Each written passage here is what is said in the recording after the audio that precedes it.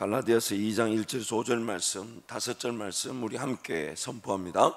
14년 후에 내가 바나바와 함께 디도를 데리고 다시 예루살렘으로 올라간다니 계시를 따라 올라가 내가 이방 가운데서 전파하는 복음을 그들에게 제시하되 유력한 자들에게 사사로이 한 것은 내가 다름질하는 것이나 다름질한 것이 헛되지 않게 하려 함이라. 그러나 나와 함께 있는 헬라인 디도까지도 억지로 할례를 받게 하지 아니하였으니 이는 가만히 들어온 거짓 형제들 때문이라. 그들이 가만히 들어온 것은 그리스도 예수 안에서 우리가 가진 자유를 엿보고 우리를 종으로 삼고자 함이로되 그들에게 우리가 한시도 복종하지 아니하였으니 이는 복음의 진리가 항상 너희 가운데 있게 하려 함이라. 아멘. 하나님의 인도하심 항상 조심스럽습니다. 그래서 조심스러운 순종이 동반됩니다.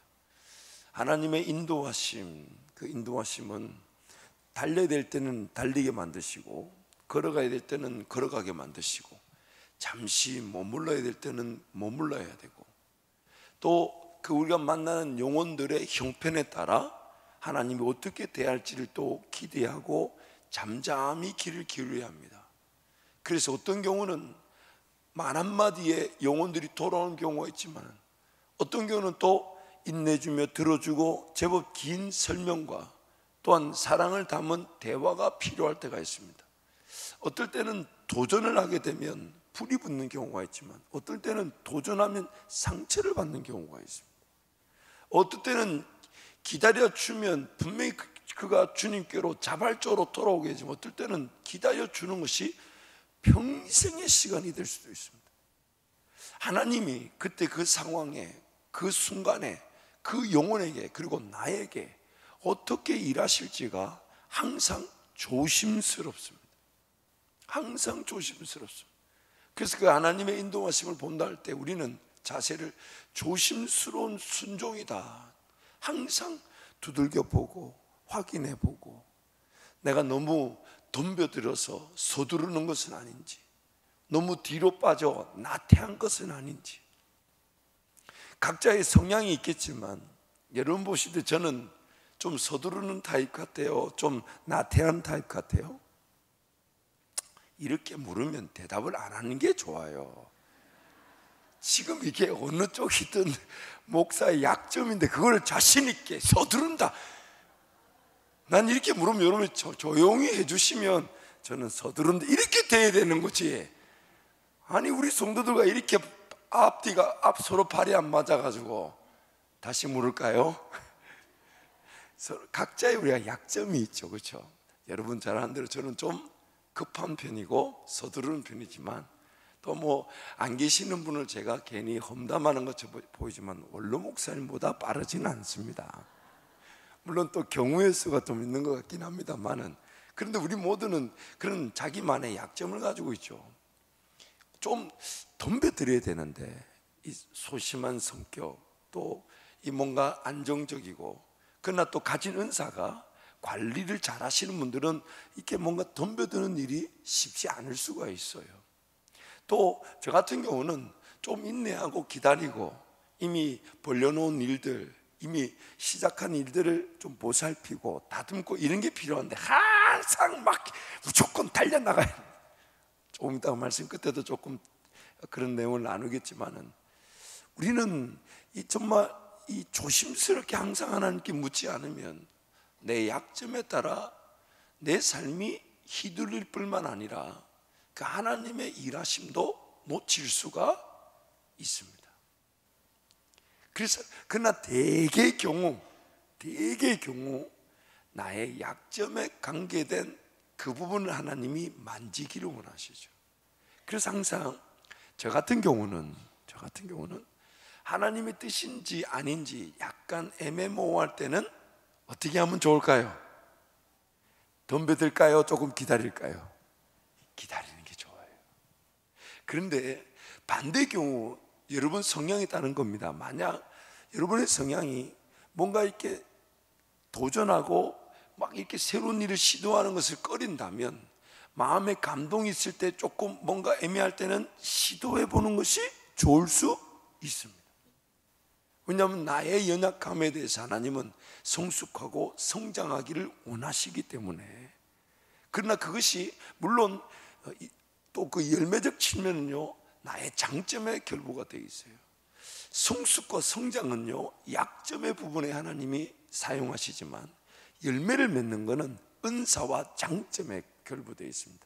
이건 다음에 한번 우리가 은사에 대해서 나누겠지만은, 그래서 항상 하나님의 인도하심이 있다 할 때는 조심스러운 순종이 돼야 합니다. 정말 긴장감을 가지고 바쁘게 움직여야 될지 아니면 기다려야 될지, 이 상황에는 이 사람에게는 어떻게 하나님이 역사하실지, 그런 어떤 조심스러운. 그래서 이 본문 말씀 보면 사람들의 인정을 받기 위해서 사도 바울은 회심하였을 때 예루살렘으로 바로 가지 않았습니다. 왜냐하면 당시 제자들, 즉 사도들이 교회 리더들로 서 있었기 때문에 그들의 인정, 예루살렘에 있는 예수님의 제자들의 인정을 받는 것은 지극히 당연하고 중요한 일이었을 수 있습니다. 하지만 사도 바울은 그렇게 하지 않았습니다. 그리고 14년이 지난 다음에 계시를 따라 성령의 인도하심에 따라 예루살렘에 올라갔고, 그제서야 예루살렘에 가서 자신의 회심을 전했는데, 그때 이 제자들과의 관계가 이제 본격적인 이 사역의 관계, 동력의 관계가 서게 되죠. 지난 금요일날 우리가 갈라디아서 1장부터 지금까지, 그리고 사도 바울의 그 행적에 대해서 간단하게 나눴습니다. 그래서 오늘 본문 말씀 보면 이런 말씀이 있습니다. 그들에게 제시하되 유력한 자들에게 사사로이 했다라는 표현이 있어요. 이 사사로이라는 말은 영어로 보면 privately라 그래서 그 개별적으로 그 사람만을 위해, 그 관계만을 위해, 그 개인적으로, 그런 뜻입니다. 이 사사로이란 말은 개별적으로 그 사람만을 위해, 그 관계만을 위해, 그만을 위해 하나님의 뜻이 무엇인지 하나님의 인도하심에 순종했다는 것입니다. 그래서 리더로 세워진 자들에게 조심스럽게 그들만을 위해 개별적으로, 개인적으로 다가가서 자신의 힘을 포함한 복음을 전했다는 것입니다. 그렇게 사사로이, 그 개별적으로 독특성을 인정하고 섬긴 이유는 자신의 다름질, 즉 성령의 인도하심에 따른 사역이 헛되지 않도록 하기 위함이었다고 말합니다. 성령의 인도하심에 대해 민감하게 즉각적인 반응을 하면서도 동시에 조심스럽게 다름질, 발걸음을 걷는다는 것입니다. 조심스럽고 즉각적인 순종으로 하나님의 역사를 그르치지 않으려고 하는 것입니다. 조심스럽게 즉각적인 순종의 발걸음에 항상 하나님의 뜻을 물었다는 것입니다. 두 번째로 오늘 갈라디아서 본문에서 사도 바울이 오늘 우리가 위협을 당하는 일을 이렇게 표현합니다. 우리가 가진 자유가 위협을 당하고 있습니다. 우리가 가진 자유를 위협하는 것. 그러면서 이 갈라디아서 전체의 핵심 주제라고 볼 수 있는 그런 예수 그리스도 복음 외에 다른 것이 강조되고 혹은 더하여지는 것. 사도 바울과 함께 동행했던 디도는 이방인이었지만 바울이 전한 복음으로 예수님을 믿게 되었습니다. 그런데 예루살렘에 올라간 길에서 헬라인, 이방인 디도에게 할례를 강요한 자칭 유대인 그리스도인들이 있더라는 것입니다. 사도 바울은 아예 그들을 거짓 형제라고 칭하면서 그들의 요구를 원천 봉쇄하였습니다. 당시 유대인으로서는 이 그리스도인 자들이 많았는데 그들 중에서 구약식 할례를 세례와 같은 필요식으로 강요하는 자들이 있었다는 거죠. 그래서 헬라인, 사도 바울이 복음을 전한 헬라인 디도에게 할례를 자꾸만 강요했다는 겁니다. 예수 그리스도의 십자가 고통과 죽음 그리고 부활과 승천으로 인해 구원의 역사는 완성되었습니다. 구약식 표식은 더 이상 존재하지 않습니다. 여러분 저를 한번 봐주십시오. 구약의 율법은 크게 세 가지 형태로 나눠져 있어요. 하나님과의 관계적 측면, 그리고 타인과 나의 관계적 측면, 그리고 공동체법, 국가법, 사회법이라는 게 있는데, 이 다른 사람과 나의 관계적 측면과 또한 이 공동체법, 국가법은 여전히 지금도 그 목표를 같이 하면서 맥락을 함께하는 내용들이 있습니다. 구약의 율법 속에서도 공동체법과 관계법, 다른 이들과 관계법에서는 맥락을 같이 하는 율법적 정신과 그 내용이 있을 수 있습니다. 그런데 무엇이 바뀌었냐면, 그리고 완성되었냐면, 제사법은, 그리고 하나님의 백성으로서의 하나님과의 관계법은 예수 그리스도로 말미암아 완성이 되었기 때문에 이전의 것들을 붙잡고 있을 필요가 없습니다. 그래서 이전의 것들은 폐기되어졌다기보다는 예수 그리스도가 와서 이전의 것들이 예수 그리스도로 말미암아 완성되었기 때문에 더 이상 유효하지가 않은 겁니다.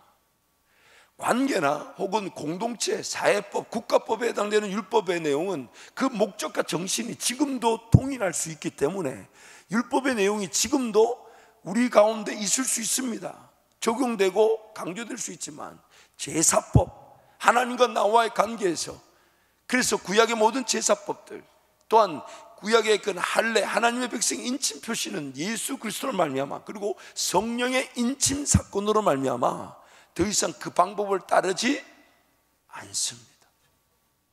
따를 필요가 없습니다.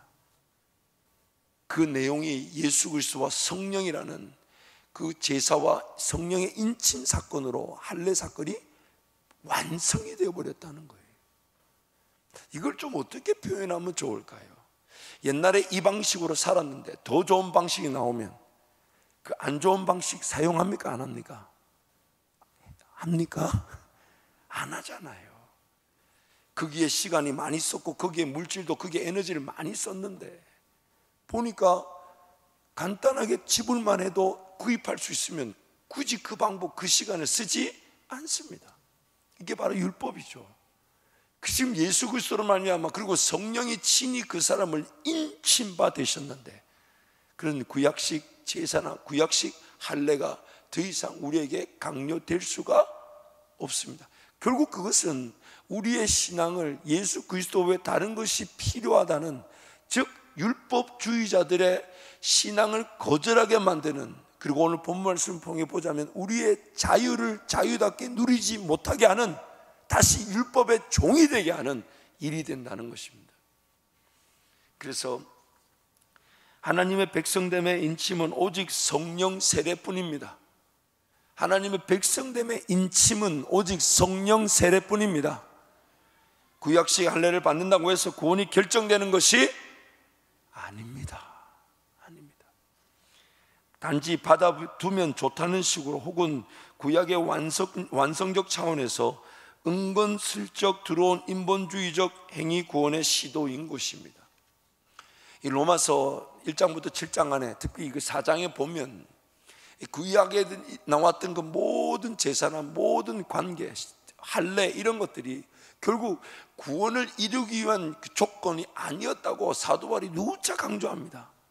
할례를 받는다고 해서 할례를 받은 그 순간에 구원을 받은 것이냐, 아니면 하나님의 백성이 되었다는 표시로 할례를 하는 것이냐, 이 얘기를 계속 던집니다. 지금 이스라엘 백성들에게 율법을 준 것이 율법을 지켜야만이 하나님의 백성이 되는 조건인가, 아니면 하나님이 그 백성을 자녀 삼아 놓고 자녀답게 살 수 있도록 주신 사용 설명서처럼 가이드가 되고 보존 장치가 되고 보호의 하나님 울타리가 되느냐, 구원의 조건인가, 아니면 하나님이 구원을 시켜놓고 백성답게 살 수 있도록 돕기 위한 은혜인가. 율법조차도 하나님이 그들을, 백성을 구원해 놓고 주신, 하나님의 백성답게 살아갈 수 있도록 주신 은혜의 법이었던 것입니다. 그래서 율법을 지키기 때문에 이 복을 받고 율법을 지키기 때문에 하나님의 자녀가 되는 게 아닙니다. 우리도 마찬가지예요. 우리도 마찬가지. 그저 하나님께 달려나와 예수 그리스도 이름이면 달려나올 수 있다는 것이 행복한 줄 알고 주님께 달려나와 그저 입을 벌려 은혜를 구해야 되는데, 뭔가 내가 해야만이 복을 받고 내가 일을 해야 하니 뭔가 일이 되고 내가 헌신하고 땀 흘리고 내가 감당할 건 감당한다, 항상 그 긴장감이 있습니다. 하나님께 달려나와 은혜를 구한다는 것은 하나님 그분이 나의 삶의 전적인 인도하심이 된다는 것인데, 자꾸만 우리는 내가 일을 해야만이 사는 줄 압니다. 그래서 가감하게 거절하고, 죽으면 죽을지언정 나 이 방식으로, 이 방법으로는 더 이상 살지 않겠다. 이게 우리 신앙의 자랑인데, 이게 그러면 일용할 양식, 하나님의 그 사명을 따라가는 길이 그때부터 열리게 되는 거예요. 그때부터. 그런데 그 하나님께 달려나와 은혜를 구하는 것보다 더 긴급하게 여기고 있는 것들은 다 그것이 자유하지 못하게 만드는 종이 된다는 겁니다. 종. 그리고 그 종은 다양한 형태의 종이 되겠지만, 어딘가에 묶여 있어 종이 되겠지만은, 그 종은 궁극적으로는 내 삶 자체가 나를 지배하는 주인이 될 수 있다는 거예요. 인생이라는 이 자체가 나를 지배하는 주인이 될 수 있다는 겁니다. 그래서 우리의 자유를 위협하는 것에서 자꾸만 뛰쳐나오는, 다시는 종의 멍에를 매지 마라. 다시는 종의 멍에를 매지 마라. 세 번째로, 결국 이 자유를 위협하는 내용은 마귀가 뿔 달고 나타나가지고 막 우리를 공격하고 두렵게 만들고 이런 것으로 자유가 위협당하는 게 아니죠.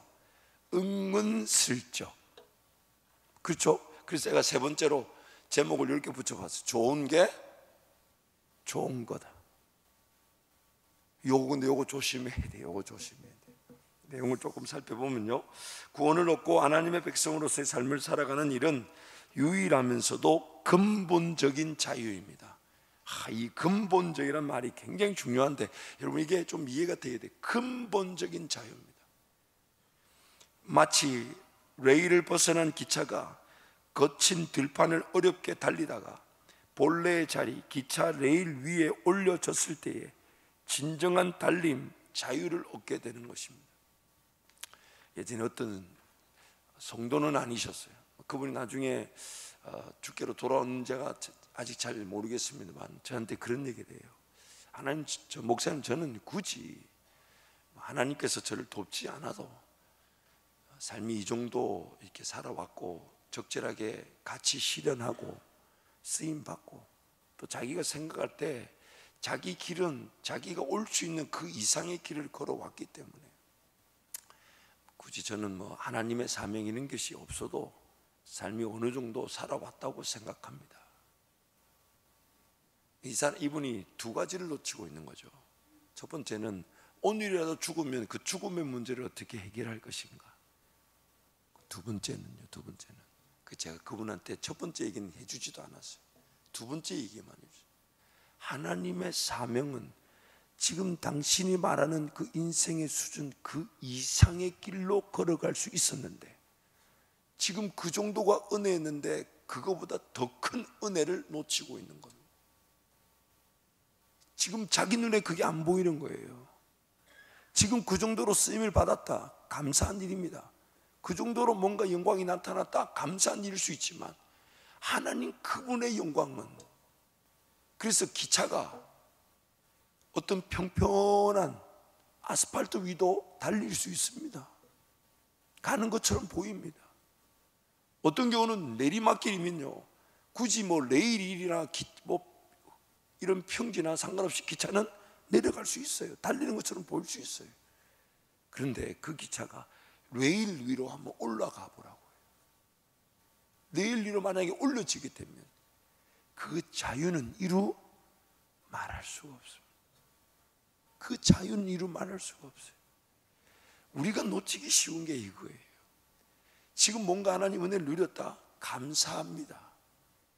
그런데 더 기도하고 더 헌신할 기회를 놓친 측면에서는 항상 두렵고 떨림으로 하나님 은혜를 구해야 합니다. 왜냐하면 우리의 삶은 지금 내 눈앞에 나타난 것보다 훨씬 더 하나님의 가치와 영향력의 기회일 수 있기 때문이에요. 더 놀라운 길로 인도하실 수 있고, 더 내가 자유하고, 더 내가 기뻐하고, 더 내가 행복해하고, 더 내가 즐거워할 수 있는 길로 인도할 수 있는데, 내 실력 안에서 그 정도 안에 갇혀 있을 수 있다는 거예요. 만족도가 높든 낮든 간에, 행복도가 높든 낮든 간에 하나님 그분 안에 온전히 들어가게 되면 어마어마한 자유와 어마어마한 행복이 그 안에 존재하고 있습니다. 이게 바로 자유인데 우리는 항상 내 실력 안에 내 삶이 갇히는 줄 모르고 갇혀 있을 수 있습니다. 그런데 마귀는 그리스도인의 삶에서의 그 자유를 제대로 누리지 못하도록 만듭니다. 사도 바울의 표현처럼 우리의 자유를 넘보고 종으로 삼고자 하는데, 이 자유를 엿보고 종으로 삼고자 하는 일을 아까도 말씀드렸지만 뿔 달고 나타나서 하지 않는다는 거예요. 은근슬쩍. 근데 그 은근슬쩍이 나빠 보이지 않을 수 있어요. 그 정도는 해도 괜찮겠지, 뭐 할례를 받아두는 것도 좋겠지. 그 할례를 받아둔다는 좋다는 그 생각 자체가 그 시간이며 그 피를 흘리며 받아야 되는 그 아픔이 쓸모없는 일에 지배를 당하고, 그리고 재밌는 일이 일어나죠. 예수 그리스도면 충분한 줄 알았는데 할례라는 게 있다니까, 그리고 다툼이 되니까 받아두면 좋겠지 하고 받는 순간 그 사람은 다른 사람한테 할례를 또 요구합니다. 너도 받아두는 게 좋다. 유대인 그리스도인이 있고 헬라인 그리스도인인데 서로 간에 갈등 구조가 늘 있는데, 나는 이방인이니까 할례를 받아두면 이방인인들에도 인정받고 유대인 그리스도인들한테도 다툼의 여지가 없고 받아두면 좋다. 혹은 이거 안 받으면 이 천국과 지옥이 달라질 수 있다. 사람마다 정도의 말하는 정도는 다르겠지만은 은근슬쩍 좋은 게 좋은 거다. 그러면서 우리 인생이 사로잡히고 허비되고 낭비되고, 그리고 내가 좋은 게 좋지, 이 정도도 괜찮지라고 받아들였던 것을 나의 다른 사람 판단이나 내 삶의 판단 기준으로 삼아 거기에 종이 되어버립니다. 좋은 게 좋은 것이기 때문에 그냥 해두면 좋다는 식으로 받아들여서는 안 됩니다. 하나님의 자녀로서의 모든 권리를 누리지 못하게 가로막는 어떤 형태의 신앙의 모습이든 전통이든 문화이든 간에 뿌리 뽑혀져야 합니다. 그래서 항상 우리 자신들을 살펴볼 때 좋은 게 좋은 거다라는 것 자체를 무조건 멀리 한다 그렇게 말할 수는 없겠죠. 그렇죠?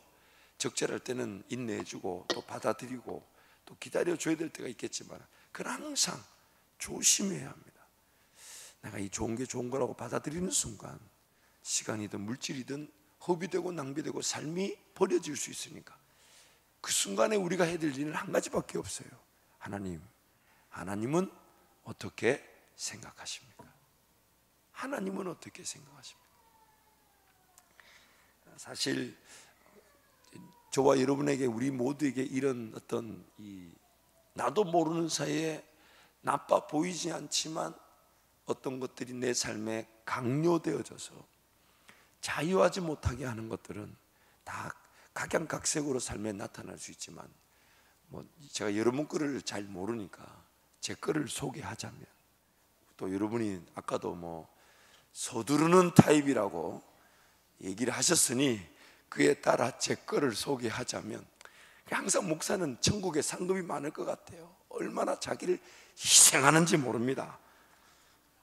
이렇게 말하면서 상급이 좀 깎인 것 같긴 합니다만, 어쨌든 근데 제 나름대로 가지고 있었던, 그리고 지금도 제가 제 스스로를 조금 지나치게 자유하지 못하게 만드는 그런 내용이 있습니다. 그게 뭐냐면, 제대로 심지 않으면 나중에 열매를 보지 못한다.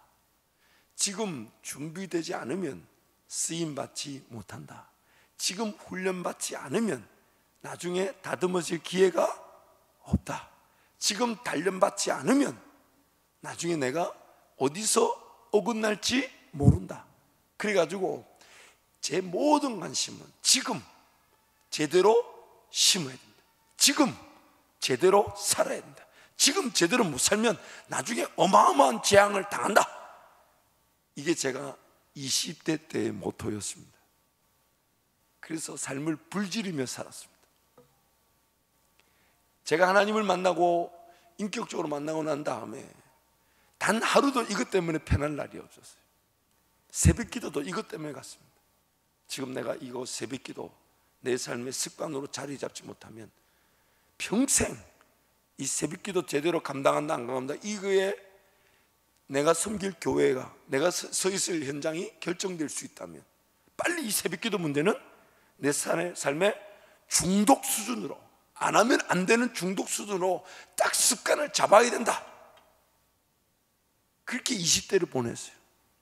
지금까지도 새벽에는 알람이 없이는 못 일어납니다. 20몇 년을 그렇게 살아왔는데도 지금도 새벽에 알람을 5개를 맞춰둡니다. 그리고 제가 제 알람 소리를 한번 들려드릴게요. 뭐 자랑할 일은 아닌데 제 알람 소리를 한번 들려드리면, 여러분이 어떠실지 모르지만 제 알람 소리를 한번 들려드리면 깜짝 너무 놀라실까 봐 제가 걱정인데, 제 알람 소리는 이런 것입니다.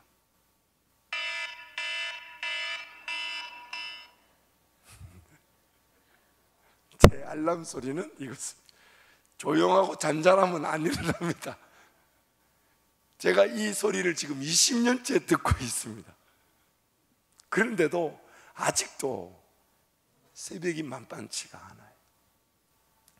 제가 여러분께 드리고 싶은 얘기가 뭐냐, 물론 그렇다고 해서 새벽을 깨우고 뭘 더 심고 또 훈련받고 단련받는 것이 소홀히 되어서는 안 되는 건 아닌데, 그러다 보니까 제가 나중에 결혼을 하니까 더 이제 책임감이 느껴지잖아요. 자식들이 생겨나기 시작하니까 이제 군대를 갔다 온 다음에 인격적으로 주님 만나고 정말 부지런히 살았던 것 같아요. 열심히 살았습니다. 뒤를 돌아보지 않았어요. 그래서 잠 많이 자면 죄인 줄 알았어요. 내가 뭔가 사역을 하는데 코피 한 번 안 났다, 이건 뭐 문제 있다고 생각해요. 제가 후배 전도사한테 그렇게 가르쳐줬어요. 야, 여름 수련회 준비하는데 코피 한 번 안 나는 건 사람이 아닐 수 있다. 뭔가 희생을 하고 뭔가 덤벼들어서 뭐 일을 봐야 되지. 코피 한 번 안 나고, 요즘 우리 부목사님들은 행복한 나날을 보내신 줄 아시면 됩니다. 그렇게 사로잡혀졌어요. 그래서 진짜 미친 듯이 살았어요. 그런데 또 은혜는 적지 않았습니다. 제가 50만 원, 55만 원 이렇게 사례비를 받을 때 서울대학원 왔다 갔다, 부산에서 서울대학원 왔다 갔다 경비며 학비며 이런 거 하나님이 철저하게 도와주셨어요. 그런데 중요한 게 뭐냐면 야곱 같은 제 인생을 보았습니다. 여러분, 야곱이 라반의 외삼촌에게 선포하잖아요. 얼룩진 거 아롱진 것만 자기 것이 된다 하면서, 그러면서 그 얼룩진 거 아롱진 것을 빼앗기지 않으려고 라반은 얼마나 지독하냐면 그때부터 얼룩지고 아롱진 양들만 3일길을 야곱과 띄워놓는다잖아요. 야곱에게는 흰 양들만 주고, 야곱한테 야곱 같은 인간을 만나는 거예요. 조심하세요, 여러분. 그리고 어쨌든 그 3일길을 떨쳐놔요. 야곱이 그렇게 말하는 순간 야곱한테 흰 양만 주고, 사실 양이 얼룩지기가 어렵잖아요, 그렇죠? 흰 양만 주고, 그 중에 아롱지고 점 있는 것들은 저 앞에 3일길 때 서로 쳐다도 못 보게 만든 거예요. 괜히 쳐다보고 눈 맞아서 그거 생길까 봐. 그러니까 야곱이 깨를 쓰죠. 어떻게 쓰냐면, 양이 물 마시러 올 때 뭐 합니까? 그 앞에다 뭐 둡니까? 얼룩진 가지들을 두잖아요. 그게 여러분 과학적으로 증명이 된 일이에요. 그게 양이 물 마시러 왔다가 얼룩진 걸 쳐다보고 그래 교배를 하면 그 얼룩진 게 생겨요. 그게 하나님이 도우실 일인데, 야곱이 무식하게 뭐 하고 있냐면 가지 꺾어서 그 눈앞에 갖다 주는 그 짓을 하는 거예요. 지금 제 인생이 그랬어요. 우리 교회 왔을 때도, 그러니까 여러분 이 후임 목사 기간은요, 하나님 저를 완전히 살리시기보다는 죽이시기 위해서, 저를 죽이시기 위해서. 그러니까 저는 거기에 막 후임 목사 됐다 하니까 막 편승해가지고요, 우리 원로 목사님 새벽 2시니까 난 일단 새벽 3시 깨운다. 그래서 새벽 3시를 깨웠다는 거예요. 한 달 동안 새벽 3시 깨워 난 다음에 제가 진짜 천국 가는 줄 알았어요. 진짜 천국 가는 줄 알았어요. 주님이 나에게만 나와의 그런 동행의 수준에서 자유하게 하실 그 자유라는 것이 기준이 돼야 되는데, 내 욕심이 나를 더 죽이게 만드는 거예요. 그래가지고 제 몸에 전신 소양증이라는 게 원래도 있었지만, 그게 뭐냐면 이게 살짝 몸을 긁으면 빨갛게 두드러기처럼 싹 올라오는 거예요. 그리고 어떨 때는 머리를 끓는다고 잠을 못 잔 적이 있었어요. 밤새 머리를 끓고, 오래 나면 막 안 그래도 머리가 큰데 끓가 더 커져가 있고, 막 그 전신 소양증이라 그래요. 그러니까 한의원 가도 뭐 침을 맞고 해도 안 되고, 나중에는 제가 지치니까요, 잠을 자게 되니까 그제서야 이 소양증이 좀 낫더라고요. 하루 3시간 이상을 이어서 자본 적이 없었어요. 그렇게 자면 지옥 가는 줄 알았어요. 근데 제가 제 기준에 종로로 타고 있었던 거, 종로로. 제가 제 기준이 옳은지 틀린지를 모르고 그거 세워놓고 거기에 맞추어 살았던 것. 물론 그거 자체가 유익이 없었던 건 아닙니다.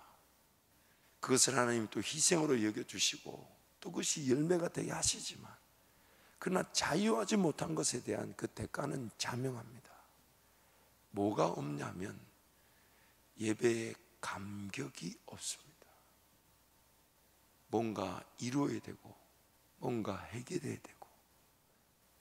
이거는요, 서두르는 사람만 해당되는 게 아니에요. 나태하고 게으르고 도전하지 않는 사람도 마찬가지예요.